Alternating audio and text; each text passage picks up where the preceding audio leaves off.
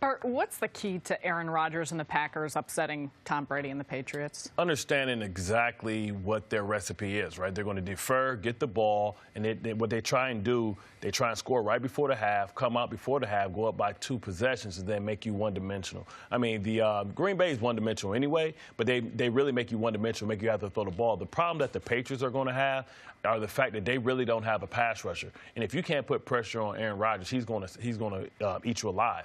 It may come down to who has the ball less, who has the ball last. What I like about Green Bay, they came out and they got in the faces of the Rams last week. But they have the one player that maybe can present some pressure on the quarterback, and Clay Matthews.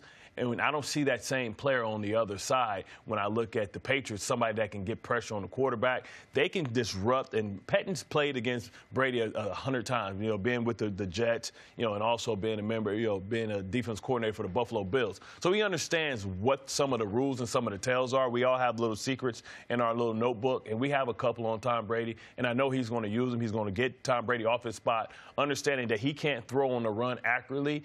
The other guy on the other sideline is better outside throwing the ball on the move. Yeah, I did like the intensity for which Green Bay did go after the Rams. Now, if they're going to be able to take that from the West Coast, be able to package that back to Green Bay, put it back on a plane, and be able to bring it to Gillette, that's going to be the big question in this game. Interior-wise, can guys like Kenny Clark, can they affect Brady to be able to get him off the spot and to be able to do it early in the game? You can't let Tom Brady get comfortable. Right. Typically, that first quarter, when you beat Tom Brady, that first quarter goes really, really rough for him. How many times can you get him on the seat of his pants? Not necessarily sack him, but how many times can you contact him to make the game difficult? That is the pressure on Green Bay. For Aaron Rodgers, he knows he's got to be able to score points. Even last week, he can't rely on getting the ball back with the kick return. He's got to be able to get touchdowns. There were some opportunities early in the game that they did not take advantage of, and I'm sure Aaron is trying to get off to a blazing hot start to try to put Tom Brady and the Pats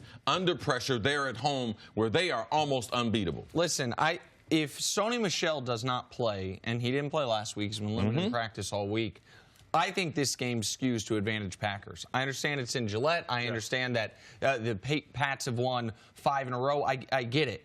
But the Patriots' offense this year, when they haven't had a consistent running game, has been mediocre. Mediocre by their standards. They haven't broken 30 points once without the consistent running game. The one time they did it without the consistent running game, they had 2 special teams touchdowns. So as far as their offense putting up multiple touchdowns, it's been very difficult when it's just been on Tom Brady's arm. Additionally, the Packers, I don't like that they got rid of Clinton Dix, but they have a stud rookie corner in Jair Alexander, who's going to be playing on the outside. Whether that's Hogan or Gordon, whomever that is, they will not ever have to worry about doubling him. They can let him. They were leaving Jair Alexander one-on-one on Brandon Cooks last week, and he did a good job there.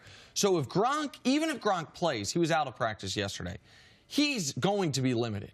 We know that it almost feels to me like because he hasn't been fully healthy all year, that they have been saving Gronk for a couple big plays late. We've seen this in a few of the Patriots wins. Against the Chiefs, they did it. Last week, they did it. It's like, all right, we don't know how many times Gronk we can get the engine up to 90. It seems like they're being cautious with him because of his health.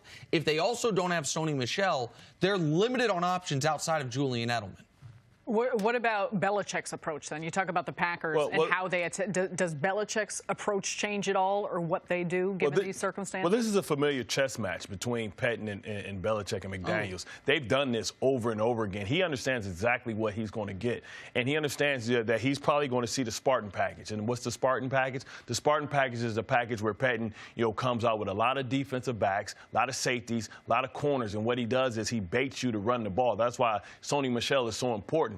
Because what he's going to say is, if Brady's handing it off, he ain't throwing it. And if he ain't throwing it, he can't beat us. They'll make them have 120, 200 yards rushing. But as long as he's not airing that thing out, I'm fine with that. No explosive plays, no big plays over 20. So with that being said, he's going to make Sony Michel or whoever's there at running back, rush the ball 20, 30 times and see if they can be patient, understanding that he's never had a quarterback on the other side that can put pressure back on Brady so that when he gets out there, he has to score. Sarah, typically in these games, and going back to especially the Peyton Manning games, when Peyton Manning faced Tom Brady, Belichick was a different coach. That in those games, you could see he was not very conservative. He was very, very aggressive. They would also run more trick plays. They're going to go for it on 4th down more. They're going to run more trick plays, and they're going to be aggressive in their overall approach, knowing that the other guy, and that being Aaron Rodgers, compared to Peyton Manning, we don't want to give him the ball. So their overall approach as a team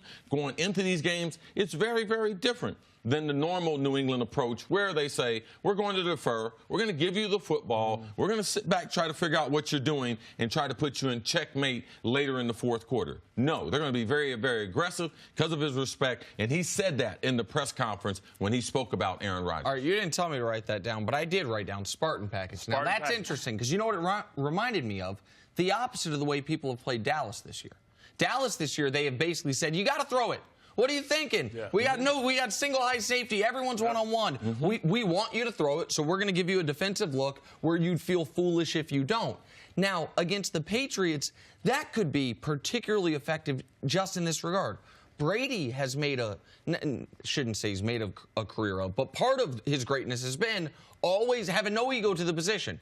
If it is a front where I'm supposed to run, yes, I will check into a run. Right. If you have small people out there, I will trust my big people to run over you, which is why we've seen games where the Pats run the ball 35, 38 times, even if we don't know that they have great running, if they have a great running back. So that's a really interesting. They're going to play him in 2-man, right? And they're going to make Brady have to throw in the tight windows. And what happens is he starts to hear ghosts because he has that eternal clock. He knows that he has somebody that has the respect on the edge, and Clay Matthews, somebody that can get to him eventually, and he starts seeing ghosts. We used that in the AFC Championship, well, not the Divisional Championship or the Divisional playoff game, the Divisional round, to really confuse him, because now you can have complex, coverages, all those motions and things like that. Now you have a defensive back talking to a defensive back, opposed to a defensive back talking to a linebacker. You can't pass certain route combinations, rub routes, combinations, pick routes, and all those things. And the best way, you taught me this, C, the best way to get a team out of playing 2-man is to have the quarterback run. Yes. And Brady ain't never going to run. Right. Twice a year.